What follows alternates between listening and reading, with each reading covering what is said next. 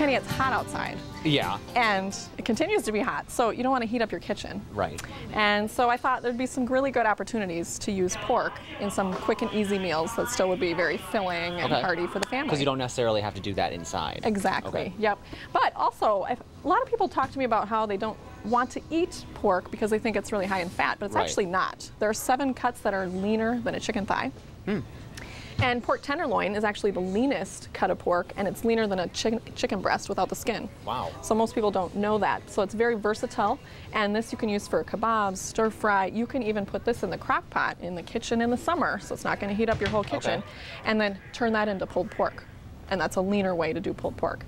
And then you've got the loin chop, or loin roast, and then the loin chops. And the Canadian bacon is actually made from the pork tenderloin. Oh. So that's also a very lean source. So what you want to look for when you're shopping is loin equals lean. And when you see lean or loin, that means it's got less than 10 grams of fat, less than 4.5 grams of saturated fat, and less than 95 milligrams of cholesterol. That's a great So it's option. a great choice. So a couple of different ideas that you can do with pulled pork. Yeah, I'm liking the looks of this. Yes, and you could do pulled pork in your crock pot. You can do it in the grill. So you get it, you know, do a big roast so you can have a lot of meals from it, and that's kind of the fun part. You could do some wraps with it. You could throw it in a stir fry, like I mentioned. You could do quesadilla. This is one of my favorite things to do. It's a pizza. It looks so delicious. You do pulled pork pizza. You spread it with barbecue sauce. You sprinkle the pulled pork on the top, and then you do red onions, cilantro, and some cheese. And you've got a really winning meal that everybody will like. Fantastic. It's kind of sweet and sassy all at the same time. Another thing you can do is a peach and cilantro pulled pork salad. Okay. So this is another easy one. It's going to start with some greens. All right. And you want to make sure, we'll just make a big salad right there. You want to make sure you get those dark greens. So choose the spinach or even the romaine lettuce for some extra nutrition.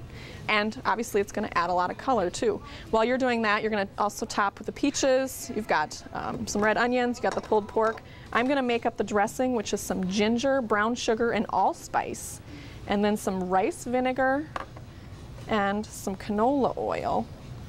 And we just whisk that together. And then you're going to sprinkle some almonds on there too. And yep, you got the cilantro and the pulled pork. I'll top this one. So this is going to have like a little bit of hint of ginger. It's going to be a little bit sweet because of that brown sugar as well, but also a little bit salty because you'll get that pulled pork in there and the red onions.